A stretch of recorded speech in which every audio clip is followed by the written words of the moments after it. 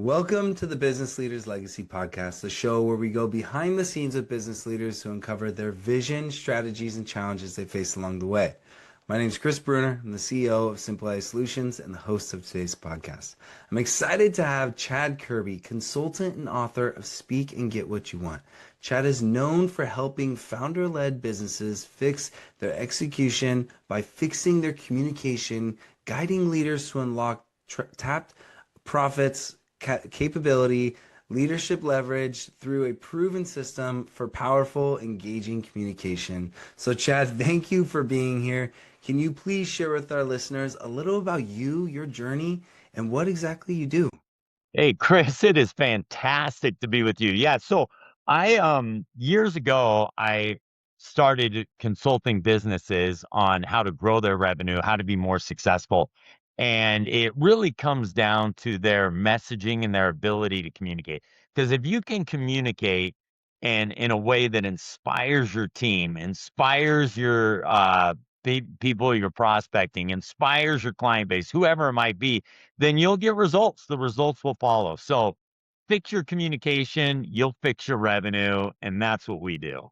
Yeah, no, that is so cool. And it is so important. It really is. Communication is so key in every single industry, every single level, right? Of so many different things. And so that is really cool, and one of the things it is interesting, right? I feel like it's so easy to think like there's like communication is often a struggle for a lot of different people, and this does, like you had mentioned, this trickles down to execution and the way businesses function ultimately from their leadership. And so I want to know, what makes you so passionate about helping companies fix their communication to solve these core problems? Well, because I think, Chris, I believe that everyone has good intentions. Most people, I should say, most people have good intentions, but they struggle in communicating that.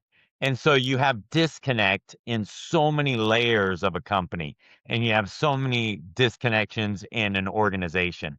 And so when you communicate, where there's connection, it then it gives you the results you're hoping for. And so when someone comes to me, and they know that they need help with their messaging, they know that they need help communicating, then we can fix it. The biggest challenge is a lot of founders, unfortunately, really lack self-awareness, and they think they're phenomenal communicators, but actually they are the problem.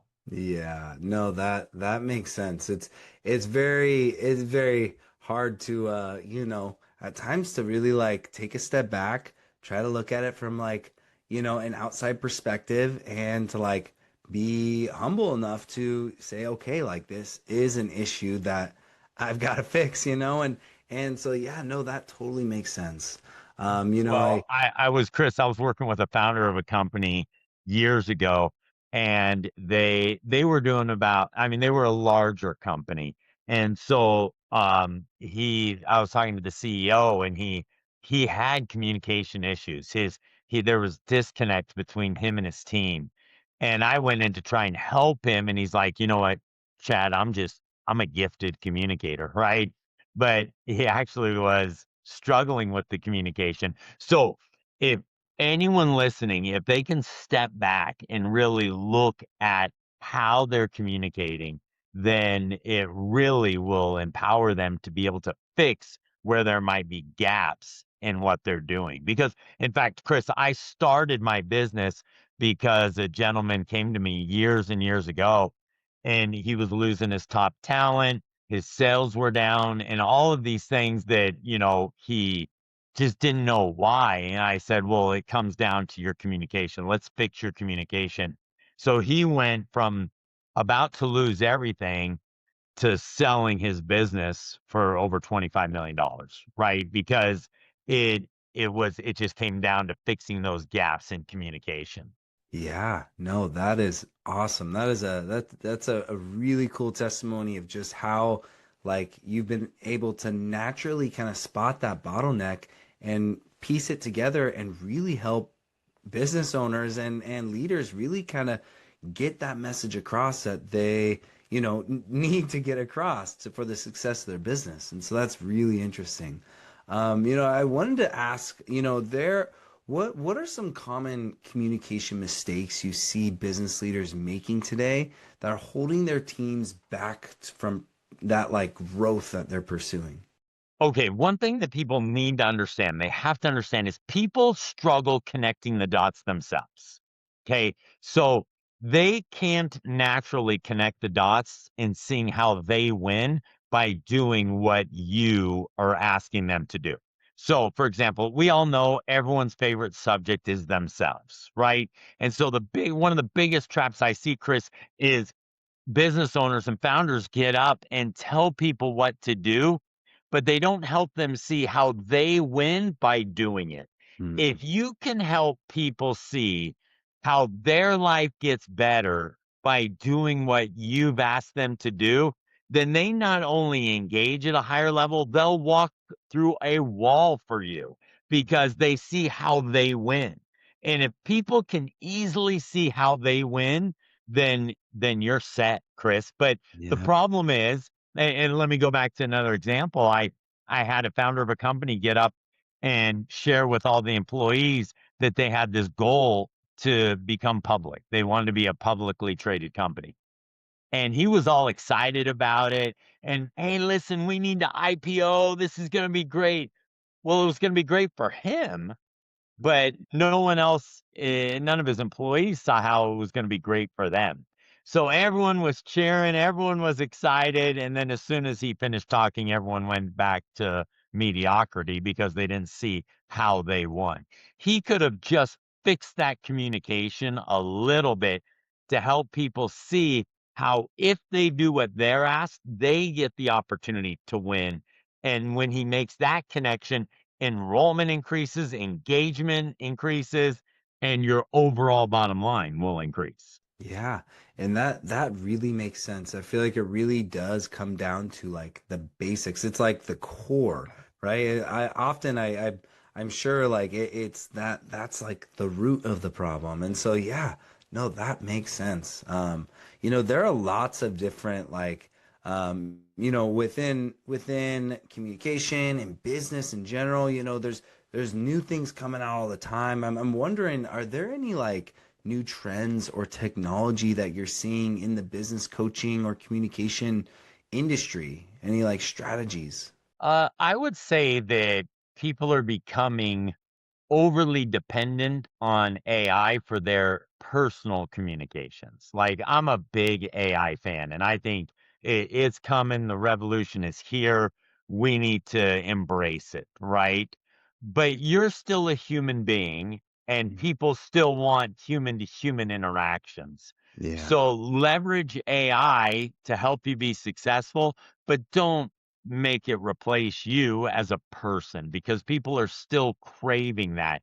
And AI is, a very needed seasoning, but it doesn't divorce you from still being a human being and still communicating to people like you're a human being. Yeah. Yeah, no, that totally makes sense, right? And I hear it all the time and it gets brought up on this podcast all the time how AI, it is great. It helps, right? But you still need that human connection even if it's communicating with people through email or text or obviously face to face you need that connection, but when you have the ability to use AI, you can't just throw it in and just send it out, right? You still need that human connection. So yeah, that's a really important point, which probably is something you're seeing a lot more and more nowadays. And so yeah, no, super interesting. I Well, and I would just say, Chris, you need an AI strategy. mm, And so if you were to ask me, Chad, because the communication and the importance of messaging walks hand in hand with AI and how we can leverage AI to be more successful. And the key to all of it comes down to strategy. So if you can strategize and leverage your AI, because if you're not using AI, then that's ridiculous. You need to figure out how to leverage AI. You need to figure out how to be more effective in your use of AI. But it has to be accompanied with a plan, a strategy and a plan. Mhm. Because if you don't, then you end up sounding like a robot and perhaps everybody else. But with the right strategy and the right messaging, and then you bring AI into the equation, then you're cooking with gas. Then it's Yeah. a whole different world. Yeah, yeah, yeah. No, it can definitely make a big impact. And so, yeah, no, it definitely makes sense. I wanted to know, I wanted to shift a little bit to currently within your business, what are some things on the business side that are working really well for you right now? Well, I'll go back to companies that I work with that first develop a strategy. So I use what we call the spree model when it comes to teaching how to communicate to get results. It's a spree model, which is simply this: strategy informs the plan, which then determines the resources. Okay. Which then adds to the execution and then experience. But I'll unpack those in just a second. But strategy is what I see really lacking in a lot of companies. And the companies that are leveraging it, it puts them in a whole different hemisphere. Okay. Strategy is saying, this is what we're going to go and do. Let's not romanticize strategy to make it more than it is. The reality is, the strategy is simply, this is what we're going to do. Then the P stands for plan. This is how we're going to do it. So we're going to climb that mountain. This is how we're going to get there, and then that then leads us to, what resources do we then need?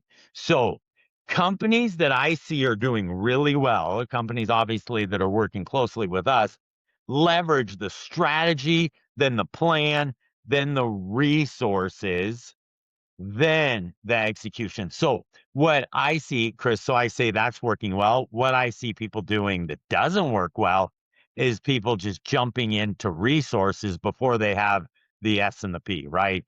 It's got to be SPREE, the spree model, right? It's not, doesn't lead with the R. And too many people fail by jumping into the R and chasing that next shiny object. In fact, what I see a lot of founders and business owners do is chase R's all over the place, right? Oh, that R, that's going to be the, oh, that R is going to be the next.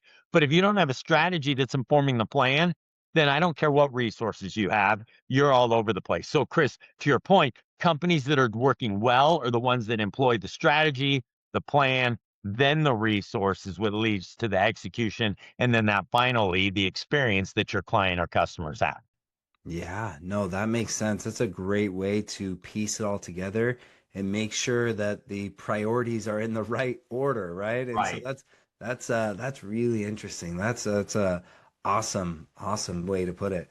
I wanted to talk about challenges. Every business goes through challenges. I'm wondering if maybe you can share a past challenge that you've been able to overcome in your business and what that experience taught you. Yeah, that's a great question. One of the biggest challenges that I have faced, but also the people and clients that I've worked with, is they find themselves in a situation where they just feel like, oh, that's the way it's supposed to be. And they almost become complacent, right? And complacency is the killer to your success. So I've reached an age, so I've crossed that 50-year-old threshold. And when I go to the gym, I go to the gym every day. And it's interesting, Chris.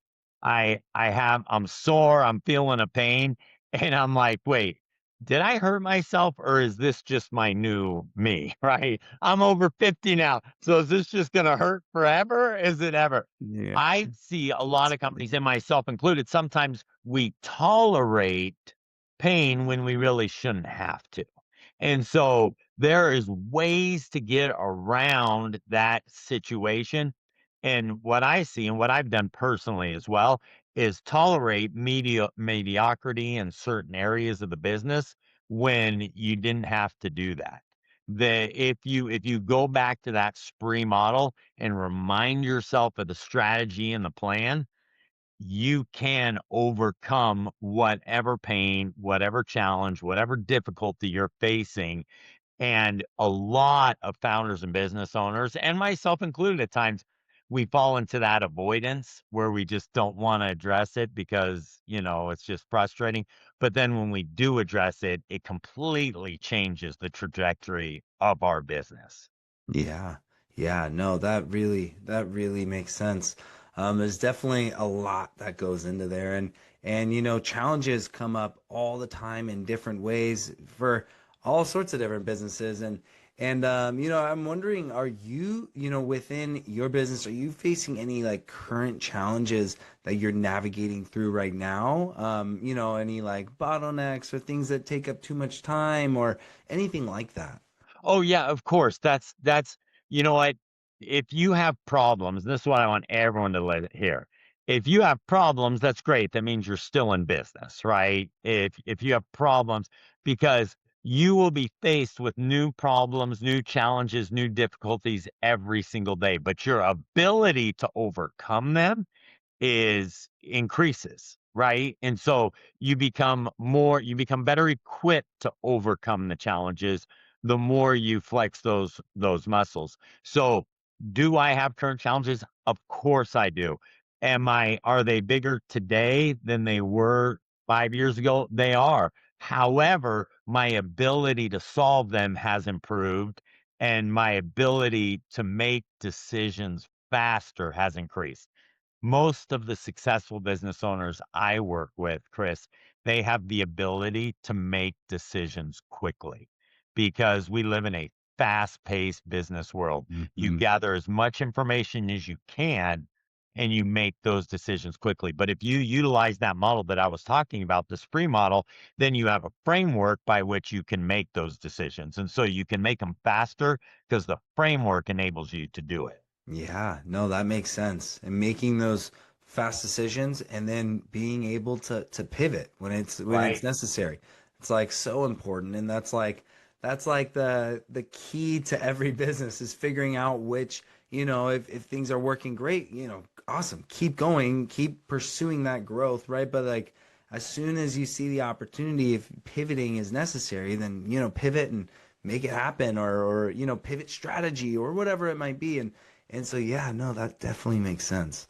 I'm interested to know, looking towards the future, like let's say the next like 6 months to a year, what is a goal that you're focusing on achieving, and what does that next level of growth look like for you? For us in our organization, it's simply serving more founders and businesses. That's what we're doing. Right now, we have a core set of clients that we're working with to grow and help their businesses succeed. Our goal over the next year by the end of 2026 is to 10x the number of clients we're currently serving. And we have the strategy and plan in place to do that, but that's what we're doing. And it comes down to you go, well, that's pretty ambitious. Well, it is, but keep in mind this, Chris. I love Parkinson's law, which simply states that whatever your work will fill the amount of time you've given it to be accomplished, right? And so Parkinson's law is so what I'm talking about now. We initially had set out as a 3-year plan, but then we're like, no, we're going to do it this year, and it is exciting to for us to see how we're able to do that. Too often, and one of the things that we see is too often we set these goals so far down the road that we don't act with as much urgency because we feel like there's so much time. We are like, oh, this is our 5-year plan. We got to pace ourselves. No, what if you took your 5-year plan and moved it into a 1-year plan, your 3-year plan into a 1-year plan? What would that look like? And how would you go crush that? So that's Yeah. Yeah, that is awesome. That is awesome. That's a lot to unpack there. Definitely like the sense of urgency is huge because yeah, it is easy to sit back and just like relax on those goals that are way in the future because you have right. time, right? And to have that sense of urgency, it like puts the fire and puts like it's so often I feel like, people don't it's so easy for business leaders, right, to not have that sense of urgency unless they need it, right? But Right. to be able to pursue and push, right, even when it's like, even just to like, we're gonna accomplish this. That's awesome. That's so like ambitious, so exciting for you guys to be pursuing such a such an awesome goal. And so, yeah, I did want to dive into that a little bit more. What is that plan and strategy? Are you guys planning on like hiring new staff, implementing new strategy or tools, or what exactly are you guys doing for that? Well, the strategy's always been there. Okay. And so we're going to take that strategy that we have and the plan we've had, but what really has changed is the resources that we're leveraging to help get us there. And so we have strategic partners that we work with that we've acquired that are now referring us business. And then of course we will be expanding our team to be able to satisfy all the demand that we have. Yeah. Yeah, no, that is exciting. That is super cool. Are there any like, as you guys are like navigating that, are there like specific challenges that you see that you're like, okay, like we need to solve this before we reach that next level of growth? Or you guys anything currently trying to figure out? Well, one thing that we're passionate about is making sure that we've seen phenomenal results in what we do. Okay, when we go into a company and they implement our spree coaching model, they this the amount of success they're having is it's just exciting and phenomenal for us to watch. With that being said, as we grow and expand and impact more businesses, we don't want to lose any of that momentum that we have, that we've experienced servicing 20 or 30 to now, sir, helping 300 and beyond. And so we don't ever want to lose the results that we help companies achieve. And obviously, when you expand, and you're servicing more companies, they all need to feel that personal touch and receive that guidance that our organization delivers, and we never want that quality or those results to suffer. Yeah, no, that is awesome. That is really cool. I'm like that's so exciting, right? And that's really cool how you guys are just, going after it and pursuing it and tackling it and figuring out, the whatever challenge comes your way to figure out how to push through it or go around it or whatever it might be. So Right. that is super cool. That is super cool. Well, Chad, I've really enjoyed the conversation. I think a lot of what you've said has been super valuable. I think a lot of people listening, I think will really take it to heart and realize that communication is foundational. It really Right. is. But just to, before we go, can you share with our listeners where they can find out more about you and your business and what you have going on? Yeah, absolutely. One of the best ways to go is just go to Instagram and go to speakandgetwhatyouwant.com. On there, you will be getting business tips, guidance, tools that we give out for free like crazy.